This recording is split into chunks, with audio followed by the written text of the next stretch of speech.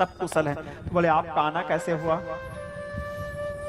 दूतों ने कहा गुरु महाराज वशिष्ठ आपको याद किए हैं। जैसे भरत सुने गुरु महाराज याद किए हैं, भरत जैसे थे जिस अवस्था में थे उसी अवस्था में दौड़ते हुए केकई देश से निकल गए। पैर में पादुका तक नहीं पहने थे, ऊपर कंधे में गामछा तक नहीं रखे थे, बस धोती पहने थे, कमर बंधा हुआ था, मुकुट किरीट आभूषण कुछ धारण नहीं किए थे। जैसे थे वैसे गुरुदेव गुरुदेव बोल के अपने कक्ष से, शयन कक्ष से दौड़ते हुए निकले। शत्रुघ्न लला को पता चला भैया कैसे दौड़ते हुए पैदल पैर दौड़ रहे हैं। दूतों ने बताया गुरु याद किए सुन करके दौड़ रहे हैं, क्योंकि कल मैं आपको बताया था हम गुरु को याद करें ये भाग्य की बात है, गुरु हमको याद कर ले ये सौभाग्य की बात है। दौड़े दौड़े चले। शत्रुघ्न लला पीछे से रथ लेकर के आए, रथ ला करके बीच में बहुत दूर तक भरत निकल गए थे, उनको रथ में बिठाए, रथ में बिठा करके गुरु आश्रम आए। आकर के गुरु जी के पैरों के नीचे दंडवत प्रणाम किए, बोले गुरुदेव मेरा परम सौभाग्य आपने मुझे याद किया, मेरे लिए क्या आदेश है गुरुदेव, क्या सेवा कर सकता हूं मैं आपका? गुरुदेव वशिष्ठ बोले एक काम करो पुत्र, पहले जाओ, लंबे यात्रा से आए हो, जा करके राजमहल में पहले स्नान आदि से निवृत्त हो, श्रम दूर करो, मैं आता हूं वहीं मिलता हूं तुमसे। इस प्रकार कह करके भरत को बताए नहीं महाराज दशरथ के मरण के बाद गुरुदेव, ना ही भरत को यह बताया कि राम का वनवास हुआ है।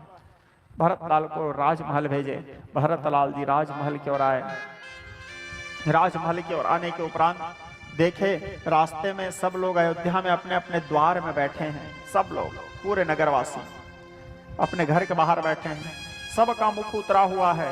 रास्ते में जब चल रहे थे तो सियार रुदन कर रहे थे, रास्ते में बार बार सियार दिख रहे थे, स्वान चिल्ला रहे थे, रो रहे थे, आकाश में बाज उड़ रहे थे, गिद्ध उड़ रहे थे।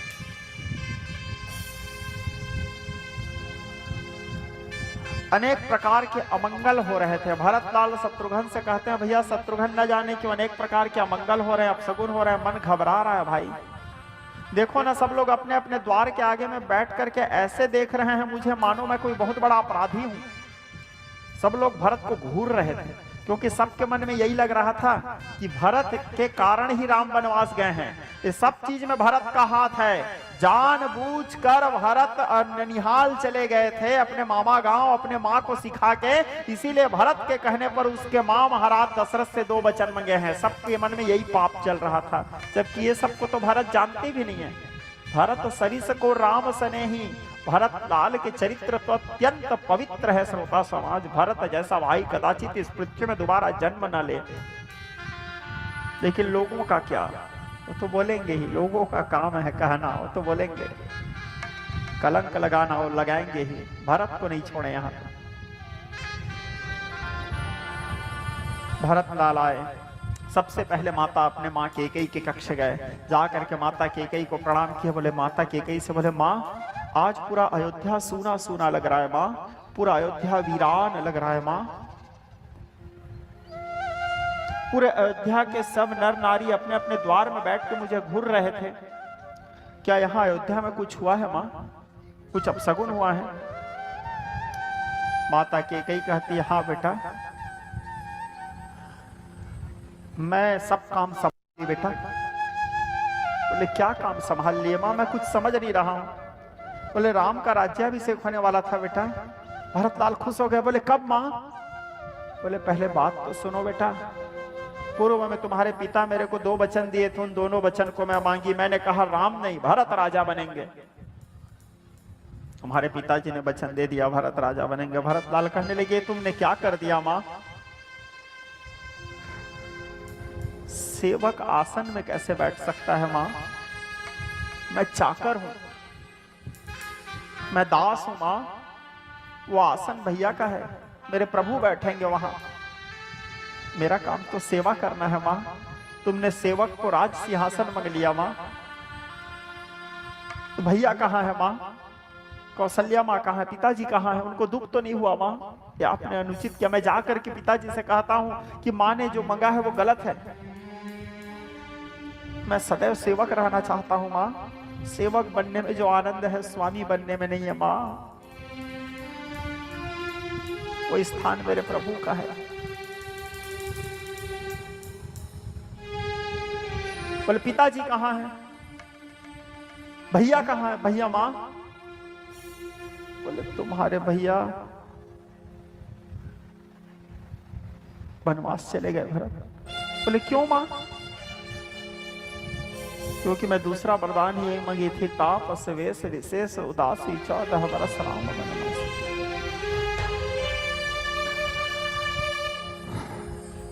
और राम के साथ में सीता और लक्ष्मण भी चले गए। भरत जैसे राम लक्ष्मण सीता के वनवास सुने धड़ाम से गिर गए। बोले हा विधाता। बोले पिताजी कहाँ है मां? बोले राम के वनवास जाने के दुख में तुम्हारे पिताजी का प्राण चला गया भरत। भरत लाल अपने आप को संभाले कहने लगे हा विधाता, तेरे जैसे पापीन के गर्भ से मेरा जन्म क्यों हुआ रे कैकेयी? मैं ईश्वर को साक्षी मान करके ये प्रतिज्ञा लेता हूं कि जब तक मेरे शरीर में प्राण रहेगा मैं अपने मुंह से कभी तेरे को मां नहीं बोलूंगा। तेरे कारण मेरे प्रभु को कष्ट हुआ है, तेरे कारण मेरे पिता का मृत्यु हुआ है, पिता की मृत्यु भी तेरे कारण और मेरे प्रभु को कष्ट भी तेरे कारण। जब तक मेरे इस शरीर में प्राण है मेरे मुंह से कभी तेरे लिए मां शब्द नहीं निकलेगा, मैं तुझे कभी मां नहीं कहूंगा। और जब तक भरत लाल इस धरती में रहे कभी माता कैकेयी को मां नहीं कहे। इस घटना के बाद बात भी करते थे तो अय राजपुत्री या अय राजमाता इस प्रकार शब्दों से संबोधन करते थे। ये भरत के रिश्ते। भरत लाल रोते रोते बिलखते बिलखते माता कौशल्या के कक्ष में गए। जाकर के माता कौशल्या को देखे, माता कौशल्या का शरीर मुख सूख गया था, बाल उजड़ा हुआ था। माता कौशल्या के पैरों के नीचे जाके गिर गए। कहने लगे माँ मैं सत्य कह रहा हूँ माँ, मेरा किसी भी प्रकार के कोई षड्यंत्र में हाथ नहीं था। शायद आपको भी ये लग रहा होगा माँ कि कैकेयी के षड्यंत्र में भरत का हाथ है, मेरा कोई हाथ नहीं था माँ। मैं देश में ननिहाल में था माँ, पिताजी के मृत्यु के में मेरा कोई दोष नहीं है माँ। भैया भाभी भैया लखन के वनवास में मेरा कोई दोष नहीं है। हालांकि मैं ये मानता हूँ माँ कि इन सब का कारण मैं हूँ। यदि मेरा जन्म ही नहीं होता तो भैया वनवास नहीं जाते, मेरा जन्म ही नहीं होता तो भाभी और लखन वनवास नहीं जाते, मेरा जन्म ही नहीं होता तो मेरे बाप नहीं मरते। मेरे पिता के मृत्यु का कारण ही मेरा जन्म है। मैं अपराधी हूँ माँ, आपके विधवा होने का कारण भी मैं ही हूँ। भरत लाल इस प्रकार कह करके जब रोने लगे, माता कौशल्या उसको सांत्वना देते हुए कहती है बेटा भरत, मोरे राम भरत दो आंखें, सत्य कहूं मैं शंकर साखी। मेरे लिए तो मेरे राम और भरत दोनों एक समान हो बेटा। तू राजा बनी या राम राजा बने मेरे को कोई फर्क नहीं पड़ता बेटा। बस दुख इस बात का है इन सब के बीच में तुम्हारे पिताजी सुरलोक चले गए, देवलोक चले गए। इस प्रकार कहते हुए माता कौशल्या मूर्छित हो गई। भरत लाल चिक्कार मार के रोने लगे। बोले हा विधाता। गुरु महाराज वशिष्ठ को पता चला भरत लाल विचलित हो रहे हैं। गुरु महाराज वशिष्ठ दौड़े दौड़े आए, भरत के सिर में हाथ रखे। बोले बेटा भरत धैर्य धारण करो, कैसे कर रहे हो पुत्र? इस विचित्र अवस्था में अयोध्या का पूरा जिम्मेदारी तुम्हारे ऊपर है। भरत लाल अपने गुरु के चरणों को पकड़े, कहे गुरुदेव जिम्मेदारी निभाना तो बड़ा भाई का काम होता है ना गुरुदेव, मेरा काम थोड़ी है जो मैं जिम्मेदारी निभाऊं गुरुदेव।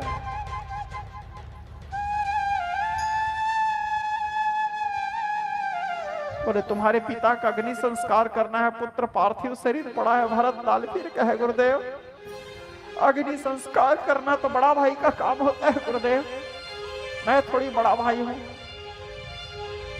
बोले क्या कर रहे हो भरत, धैर्य धारण करो। गुरु महाराज वशिष्ठ भरत को समझाए, धैर्य बंधाए। महाराज वशिष्ठ विचार के ज्यादा देर यदि और इस प्रकार यहां शरीर रहा तो भरत व्याकुल हो जाएंगे, फिर भरत का कहीं प्राण न चला जाए। दशरथ मरण तो हो ही चुका है, राम का वनवास तो हो ही चुका है, भरत कहीं ना मर जाए। इस प्रकार विचार करके सरयू नदी के किनारे शीघ्र अतिशीघ्र चिता का रचना करवाए। सुंदर वैदिक रीति नीति, कुल परंपरा और वेद परंपरा दोनों के अनुसार महाराज दशरथ के शरीर को चिता में लिटाया गया। भरत लाल उसको अग्नि दिए। अंत्येष्टि किए, पिंडदान किए, तिलांजलि किए, श्राद्ध किए, तर्पण किए, उनके अस्थि को सरयू नदी में विसर्जन किए। शोक सभा हुआ।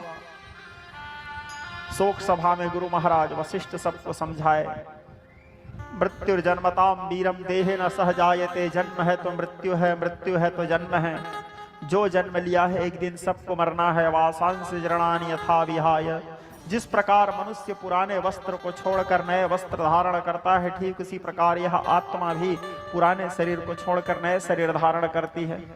नैनं छिन्दन्ति शस्त्राणि नैनं दहन्ति पावकः, जिस प्रकार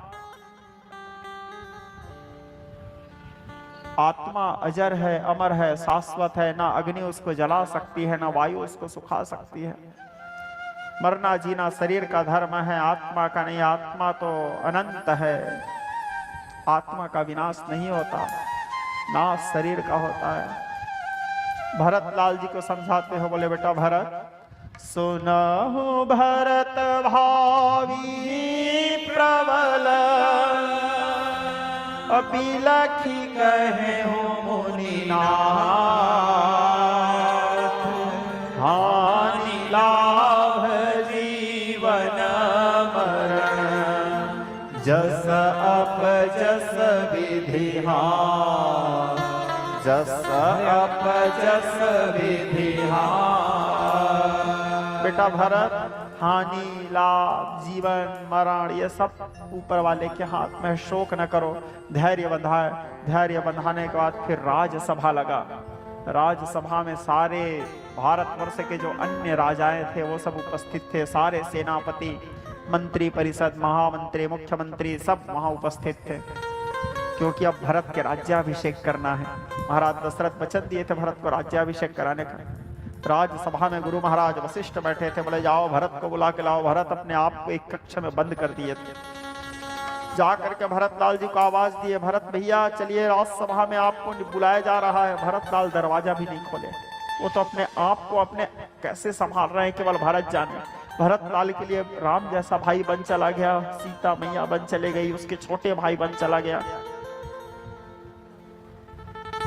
बाप मर गए, माताएं विधवा हो गई, अयोध्या अनाथ हो गया, और भरत के सिर में इतना बड़ा कलंक। बोले क्या मुंह दिखाऊंगा, वहां तो सबको ये लगेगा कि भरत के कारण ही भैया वनवास गए। आ करके सैनिक चिल्लाए, दूत चिल्लाए, भरत द्वार नहीं खोले। शत्रुघ्न लला से गुरु महाराज वशिष्ठ बोले एक काम करो शत्रुघ्न, द्वार में जाकर के चिल्लाओ और ये कहो कि गुरु महाराज वशिष्ठ राजसभा में बुला रहे हैं, गुरु बुला रहे हैं तो वो जरूर आएगा। शत्रुघ्न जाके जब बोले कि भैया गुरुदेव आपको बुला रहे हैं, भरत लाल द्वार खोले आए, आके कुर्सी सिंहासन में नहीं बैठे, गुरु जी के पैरों के पास बैठे। तो गुरु महाराज भरत लाल को कहे बेटा तुम्हारे पिता की इच्छा था कि तुम राजा बन जाओ। भरत लाल जी बोले आपका क्या आदेश है गुरुदेव। यही बात वनवास काल में राम जी भी बोलते थे। भरत लाल कहे आपका क्या आदेश है।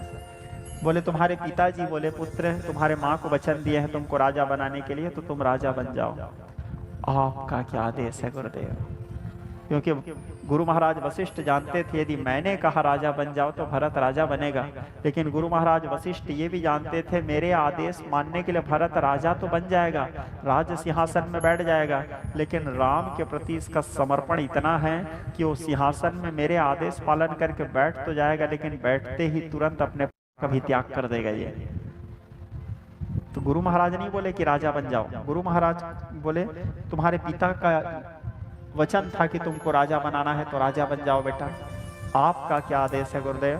बोले प्रजाजन यही चाहते हैं कि तुम राजा बनो। आपका क्या आदेश है गुरुदेव। बोले तुम क्या चाहते हो बेटा। बोले हाँ मैं यही चाहता था कि मुझसे पूछा जाए कि मैं क्या चाहता हूँ, पिताजी क्या बोले, प्रजा क्या बोले, माता क्या बोले। अभी तक केवल मुझसे यही कहा जा रहा था गुरुदेव, अभी तक किसी ने ये नहीं कहा कि जो राजा बनना चाहता है या जिसको राजा बनाना चाह रहे हैं उसका क्या इच्छा है। अब आपने पूछा मेरा क्या इच्छा है, तो मेरा यही इच्छा है गुरुदेव। अभी तो वर्तमान में सब मेरे को ही राजा मान रहे हैं, यानी मेरा आदेश सर्वोपरि है। बोले हाँ तुम्हारा आदेश सर्वोपरि है। तो विभिन्न तीर्थों के जल एकत्र किया जाए गुरुदेव, और सारे तीर्थों के जल एकत्र करके पूरे अयोध्या वासियों के साथ हम लोग जाते हैं वहां जहां राम है, उसी मार्ग से जाते हैं और जहां पे खोजते खोजते जाते हैं, जहां पे हमको राम मिलेंगे वहीं पे राम का राज्याभिषेक करेंगे और पूरे अयोध्यावासी राम को वापस लेके आएंगे। ये मेरा निर्णय है। भरत मत सबको अच्छा लगा, भरत का यह मत सबको अच्छा लगा। सब लोग भरत के जय जयकार करने लगे, कुछ लोग पश्चाताप करने लगे, बोले आहा, भरत जैसे महान विभूति के लिए हम लोगों ने मन में संदेह लाया, भरत के लिए हम लोग मन में पाप लाए थे कि भरत के कारण महाराज दशरथ मरे। भरत का मन तो निर्मल है। सब लोगों को भरत का मत अच्छा लगा। विभिन्न तीर्थों के जल को एकत्र किए, ब्राह्मणों को सुंदर रथारूढ़ करवाए, गुरु महाराज वशिष्ठ को रथारूढ़ करवाए, तीनों माताओं को रथारूढ़ करवाए, पूरे कुरुवासियों को चतुरंगणी सेना लेकर के भरत लाल जी जिस मार्ग से राम जी गए थे उस मार्ग से जाने लगे और भरत लाल पैदल जाने लगे। सबको रथ में बिठाए, स्वयं पैदल जाने लगे। क्यों? क्योंकि इस मार्ग से मेरे भैया पैदल गए हैं तो मैं कैसे रथ में बैठ सकता हूं। क्या निष्ठा राम के प्रति। पैदल गए, जाते जाते पहला दिन तपसा नदी के किनारे पहुंचे। फिर श्रृंगवेरपुर के तट जब पहुंचने वाले थे, श्रृंगवेरपुर के निषादों को थोड़ा सा भ्रम हो गया। क्या भ्रम? इतने बड़े सेना लेके भरत क्यों आ रहा है? लोगों को लगा, लोगों के मन का पाप, भरत राजगद्दी में बैठने के बाद भरत को राजमद हो गया है, कुर्सी का अहंकार हो गया है। तो ये सोच रहा है 14 वर्ष बाद जब राम वनवास से आएंगे तो राम को फिर राजगद्दी देना पड़ेगा, तो यही मौका है। राम जंगल में है, चलो राम को जंगल में ही मार देता हूं, सोच के राम के मर्डर करने आ रहा है। ये मन का पाप, राम की हत्या करने आ रहा है। श्रृंगवेरपुर के सारे निषादों को निषाद राज एकत्र किए, बोले राम तक भरत को पहुंचने से रोकना है, राम तक जाने के लिए भरत को नाव में बैठना पड़ेगा ही। चलो आज हम लोगों को मनुष्य जीवन सार्थकता प्राप्त करेंगे, राम के काम आएंगे हम सब। पूरे अयोध्या वासियों को नाव में बिठाएंगे और हम सबको तो तैरना आता है, निषाद है, सबको नाव में बिठाकर नाव को पलटा देंगे, सब डूब के मर जाएंगे, हम लोग बाहर निकल जाएंगे, किसी को राम तक पहुंचने नहीं देंगे। ऐसे बोल ही रहे थे कि वहां एक बुजुर्ग थे, उसको अचानक छींक आ गया। जैसे छींक आया तो कहने लगे, जब कोई विषय में, इंपॉर्टेंट विषय में बात करते हो और बात करते समय अचानक यदि कोई छींकता है तो ये शुभ सगुन है, शुभ होने वाला होता है। तो बोले छींक आना शुभ है। भरत राम को मारने नहीं, भरत राम मनावन जाही, भरत राम को मनाने जा रहा है। उसी समय भरत लाल जी आया, भरत लाल के साथ निषादों का मिलन हुआ। गुहराज निषाद आए, अपना परिचय दिए, भरत लाल को बताया मैं गुहराज निषाद श्रृंगवेरपुर का मुखिया हूं। उस सिस्पा वृक्ष को दिखाए, उस सिस्पा वृक्ष के नीचे जहां रघुनाथ जी विश्राम किए थे उसके बिछौना बिछा के भरत लाल उसके बिछौना को देखे। भरत लाल की आंखों से अविरल अश्रुपात होने लगे। अपने गुरु जी के पास दौड़ते हुए कहे, गुरुदेव, जो भैया के चरण कोमल, जो भैया के स्वरूप कोमल, जो भैया के स्वभाव कोमल, इस घास के बिछौना में, कठोर भूमि में कैसे शयन किए होंगे गुरुदेव? मेरे ही कारण है गुरुदेव। फिर गुरु महाराज उसको समझाए। समझाने के बाद निषादों के साथ गंगा पार करके चित्रकूट की ओर भरत लाल जी जाने लगे। इधर राम जी चित्रकूट में विश्राम कर रहे हैं। जब चित्रकूट की ओर जाने लगे, चित्रकूट में कामतानाथ भगवान है, कामदगिरी पर्वत है। कामतानाथ भगवान के दांत ही शालिग्राम है, वहां से दूध निकलता है समय समय में। साक्षात नारायण जी चित्रकूट में विराजमान है। चित्रकूट चिंता हरे। वनवास काल में 12 साल राम जी केवल चित्रकूट में थे। चित्रकूट चिंता हरे, ऐसे बताया जाता है चित्रकूट में सभी प्रकार की चिंताएं दूर हो जाती हैं। एक से एक वहां गुप्त गोदावरी है, बड़ा सुंदर सुंदर स्थान है चित्रकूट में, रमणीय स्थान है। हनुमंत धारा है, हनुमान जी के भुजा में सरस्वती नदी गिर रही है। हनुमान जी के ताप को शांत करने के लिए पर्वत के ऊपर में बड़ा सुंदर सुंदर स्थान है। हमारे सूरज चित्रकूट की तरफ खूब घुमा है ना? ठीक है। तो अब चित्रकूट में रघुनाथ जी निवास कर रहे थे। ऊपर में लखनलाल जी, एक पर्वत में राम जी और सीता जी रहते थे, एक पर्वत में लखनलाल जी वीरासन में बैठ करके, लखनलाल जी क्या है, जगते रहते थे, सोते नहीं थे, क्योंकि मेघनाथ का वध वही कर सकता है जो 14 वर्ष तक की नींद और नारी का त्याग करेगा। तो लखनलाल जी वनवास काल में 14 वर्ष तक नहीं सोए थे। लखनलाल अखंड ब्रह्मचर्य व्रत का पालन करते हुए, इसीलिए तो क्या नाम है जी हमारे पंचवटी कौन लिखे हैं, कौन लिखे हैं?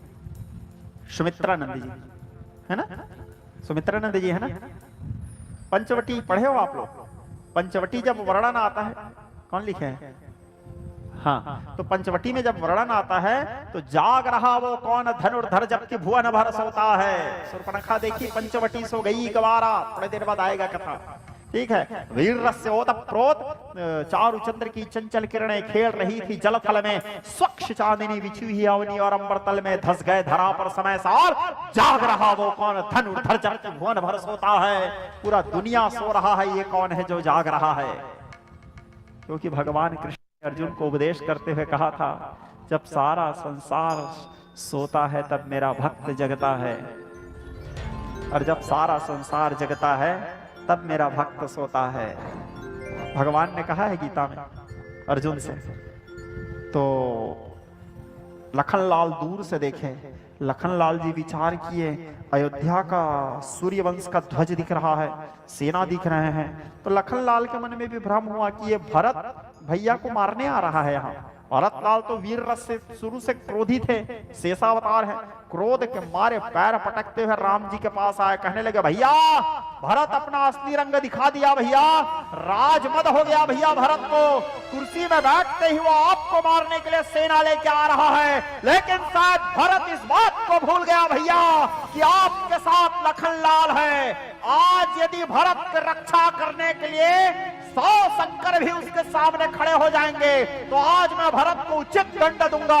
आज भरत को बताऊंगा कि लखनलाल के बाणों की वर्षा क्या होती है। जब भरत लखनलाल वीर रस से ओतप्रोत इस प्रकार वाणी कहे, आकाश मार्ग गूंज उठा और आकाश वाणी होने लगा, भरत ए लखन, तुम्हारे शौर्य, तुम्हारे पराक्रम, तुम्हारे वीरता पर किसी प्रकार का संदेह नहीं किया जा सकता।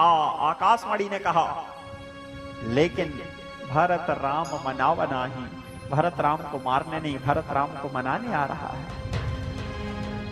राम जी ने कहा, लखन मैं इसीलिए हमेशा कहता हूं भाई, किसी भी चीज का जब तक पूर्ण ज्ञान नहीं हो तब तक के उस विषय पर चर्चा नहीं करना चाहिए। कई बार आंखों से देखने वाला चीज भी सत्य नहीं होता।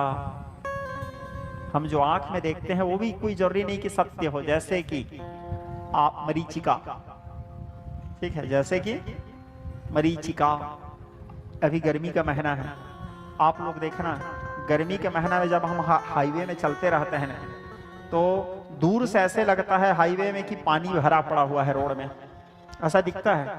लेकिन जब सामने जाते हैं तो पानी नहीं रहता। लेकिन हमको दूर से सूर्य के ताप के कारण ऐसे लगता है कि रोड में पानी जाम है। आंख में जो दिख रहा है वो भी सही नहीं होता। कई बार आंख भी धोखा देता है, ध्यान दो, कई बार आंख भी धोखा देता है, आंख भी भ्रम पैदा करता है, आंख भी मन में मलाल पैदा कर देता है, आंख भी मन में पाप पैदा कर देता है मनुष्य जीवन में। क्योंकि और करे अपराध और पाए फल भोग, अति विचित्र भगवंत गति की जग जाने जोग। हर बार आंख में दिखने वाला चीज भी सही नहीं होता। इसलिए कभी मन में भ्रम या संशय या पाप नहीं रखना चाहिए। उस चीज को पहले जानो, समझो, परखो। रघुनाथ जी ने कहा, आंख में दिखने वाला भी सत्य नहीं। तुमने लखनलाल भरत के लिए मन में संदेह लाया। इस प्रकार भरत लखनलाल को राम जी समझा ही रहे थे, पीछे से भरतलाल आए। भरतलाल को देखे तो रघुनाथ जी खड़े उठे, दौड़े भरतलाल से मिलने। जब राम जी लखन भरत से मिलने के लिए दौड़े तो रघुनाथ जी के हाथ का धनुष छूट गया। ध्यान दो, रघुनाथ जी के हाथ का धनुष छूट गया, एक हाथ से बाण छूट गया, तुणीर छूट गया और पट छूट गया। पट यानी कंधे का वस्त्र। 4 चीज छूटा, धनुष, बाण, तुणीर और पट। ये 4 चीज क्यों छूटा? क्योंकि भरतलाल जी राम जी के आने के पास आने से पहले भरतलाल जी भी 4 चीज छोड़ के आए थे। क्या 4 चीज छोड़ के आए थे?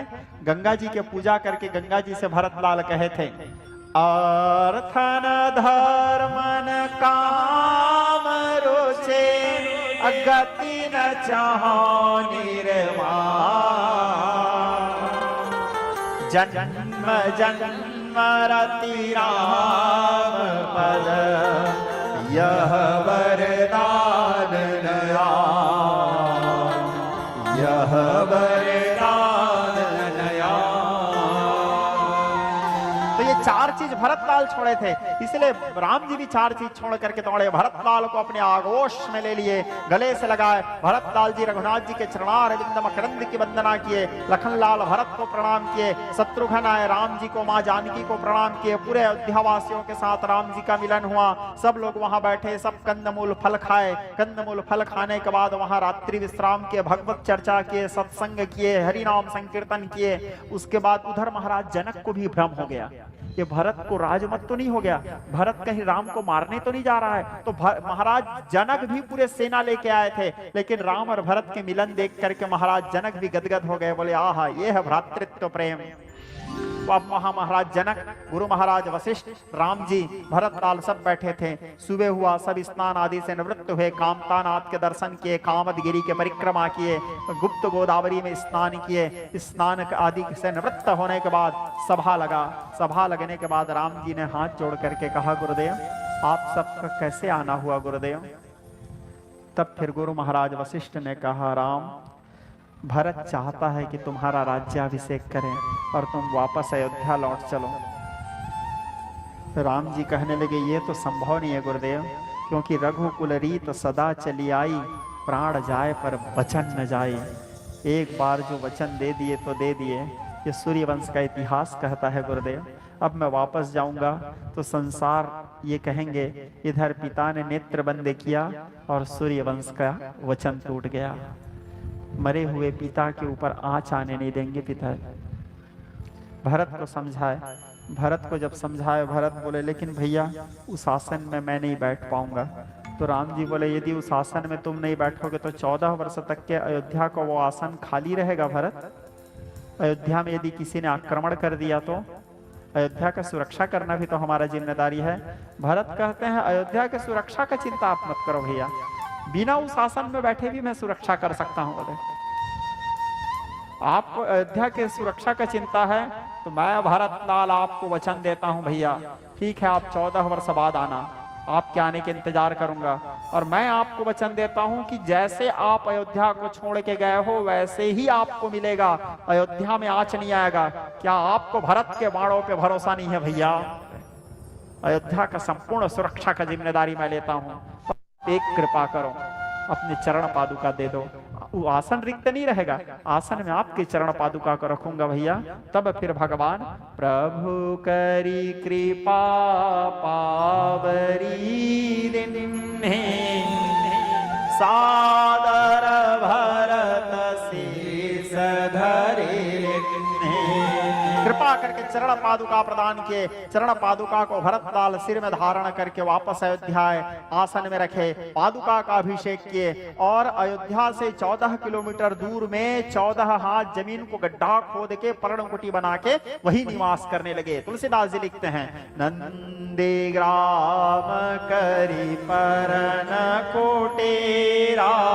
नंदी ग्राम में पर्णकुटी बना करके भरतलाल वहां निवास करने लगे। भरतलाल भी जटा वल्कल धारण कर लिए, वनवासी वेश धारण कर लिए। जब मेरे भैया राजसुख का त्याग कर दिए हैं तो मैं राजसुख को क्यों भोगूंगा? एक वनवासी के समान जटा वल्कल वेश धारण करके, वनवासी के समान योगी मुनि के वेश धारण करके रोज सुबह सूर्य निकलने से पहले अयोध्या को एक राउंड घूमते थे, अयोध्या के सुरक्षा को देखते थे, जनमानस प्रजा के दुख सुख को जानते थे, सबके दुख सुख दूर करते हुए पूरे अयोध्या को सुरक्षा प्रदान करते हुए होम यज्ञ राम जी के नाम जाप करते हुए एक एक दिन को रोज पादुका के पूजा करके राम जी के आने के इंतजार करते रहते थे। एक एक दिन उनके लिए युग युग के समान बीतने लगा और राम जी के आने के इंतजार करते हुए नंदीग्राम में निवास करते हुए अयोध्या की सुरक्षा करने लगे। इस प्रकार अयोध्या कांड के चरित्र वर्णन करते हुए भगवान शंकर एवं गोस्वामी तुलसीदास जी अयोध्या कांड को विश्राम दिए। और विश्राम देते हुए अयोध्या कांड के सबसे आखिरी में छंद लिखते हैं तुलसीदास जी। क्या लिखते हैं छंद? राम प्रेम पीयूष पूरन होत जन मन भरत को मुनि मन अगम जम नियम समदम विषम व्रत आचरत को दुख दाहदारी धदम्ब दूषण सोजस मिसिय अपहरत को कलिकाल तुलसी से सठनी हटे राम सन्मुख करत को सिया राम प्रेम पीयूष पूरण होत जन मन भरत को भरत चरित करने मो तुलसी जो सादर सुनहि सिया राम पद पे अवसि होई भव रस विरते विश्रामोऽयम् अयोध्या कांड। इस प्रकार अयोध्या कांड विश्राम हुआ।